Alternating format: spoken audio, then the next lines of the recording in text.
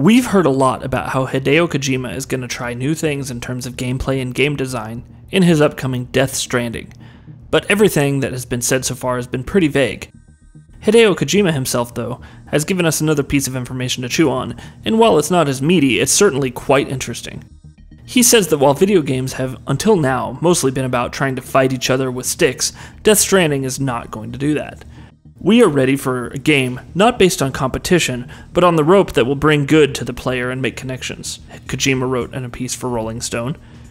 We don't need a game about dividing players between winners and losers, but about creating connections at a different level, Kojima says. Kojima says that he wants to build a new kind of game, and that video games have been sticking to the concept of killing enemies with weapons. Apparently, the Metal Gear creator wants to change this concept. He's likened what he's doing to what Christopher Nolan did with his latest movie, Dunkirk, saying that he wants to toy with new concepts and ideas and make something very different. How this will be implemented remains to be seen, but quite honestly, if Hideo Kojima has his mind set to it, it's no doubt going to be an interesting experience at the very least.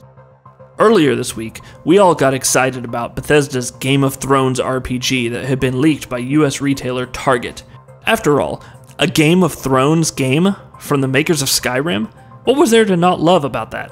Well, apparently the fact that it's not real after all, at least according to a statement made to Forbes by a Target spokesperson. "This is not a real product, and we're sorry for any confusion," they said, breaking countless hearts in the process. Almost as many as the average Game of Thrones episode, really. Given Bethesda's pedigree at making fantasy RPGs, and the rich world of Game of Thrones, this would truly have been an amazing match, but for now it doesn't look like it'll be happening. Of course, the possibility always exists that the leak, and therefore the product, is real, and Target is just putting out fires. But we will refrain from getting our hopes up too high in that regard. Silent Hill is one of the all-time great series of video gaming, an atmospheric horror game series that took a hugely different approach to fear, by going the psychological route more than the tangible one. It was unique and it stood out, unlike most other games in the genre, which is why its death hurts so much for fans. Even the creators, however, wanted to see the series revive, if that's possible. Speaking at Gamescom to PC Gamer, series composer and Team Silent member Akira Yamaoka discussed a potential revival of the series, stating that he would be open to Team Silent reforming again. "I can't really say if there will be another Silent Hill or not," he said. "First of all, I'm happy that fans of the series around the world are still asking us questions about it. Personally, of course, I'd love for this to happen, but I obviously couldn't say for sure either way." Speaking specifically about Team Silent's reformation, he said, "I'm not against it, but it's hard to say because everyone has evolved, and maybe the mindset has changed as well. Also, the technology and games industry as a whole has changed as well. Even if we get back together, I'm not even sure we could do something great, so it's very hard to say at the moment." It is all just musing, obviously. This is not a confirmation of a new game, or a Team Silent reformation, and we should not expect it to be. Silent Hill, sadly, is dead for now. At least we still have the fantastic older games from when the series was in its prime to go back to. Shenmue 3 should end up satisfying a lot of fans of the series, because according to series creator Yu Suzuki, the new, upcoming game will be basically 70% similar to the original game. Speaking to Metro Game Central, Suzuki said that players should not expect much of a departure from the original games in terms of how the title plays. "I don't think it's necessary to change the basics of the gameplay," he said. "If I change it too much, the existing fans will be very upset. Although, I'm always making up new ideas and things to add to the game, which can be a problem for my team who are trying to implement these ideas. At the moment, we're trying to keep it 30% new and keep the other 70% of the game similar to the original. But the design is constantly changing, and I'm always coming up with new concepts that we can try to add to the game if there's an opportunity." It's good to see that he's at least open to adding more gameplay mechanics and elements to the games.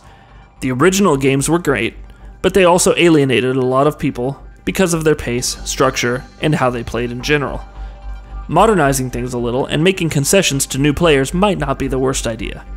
Phil Spencer famously said a few months ago that Microsoft would focus only on multiplayer and games-as-a-service games going forward, meaning no epic single-player adventures on Xbox like Zelda or Horizon in the future.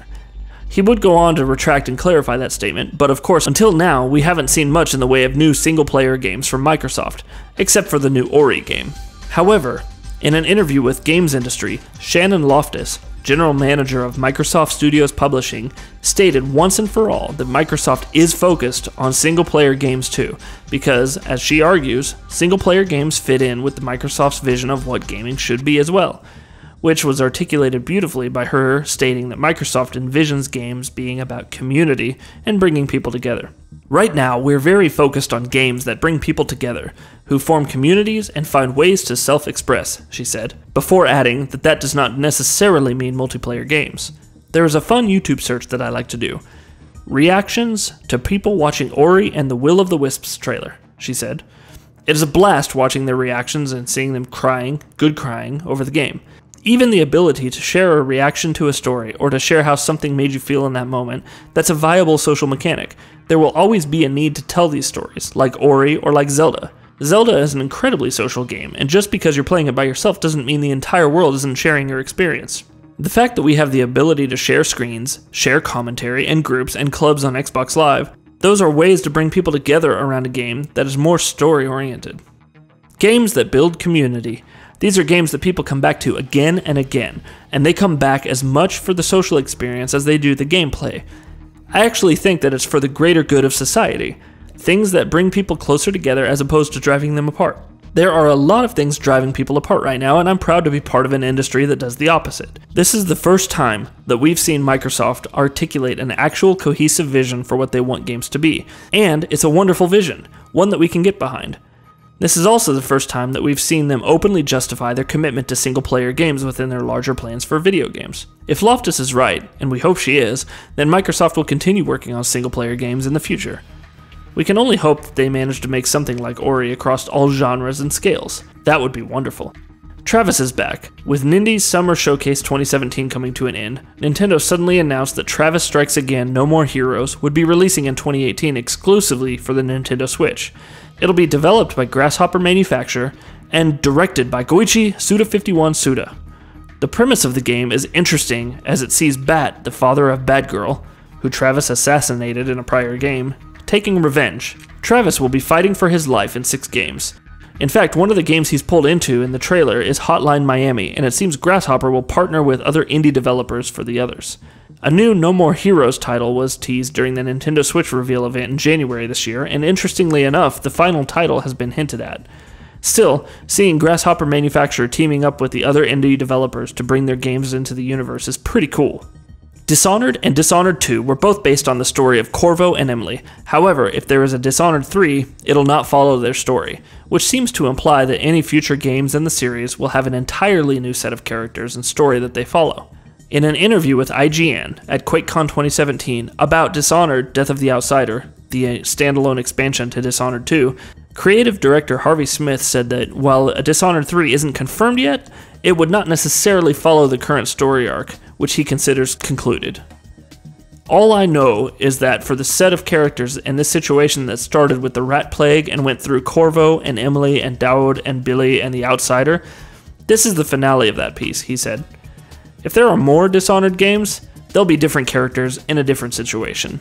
Personally, I think that's a good idea. Franchises that hew too close to being narrative-based end up losing their freshness over time because they have to stick to considerations of consistency.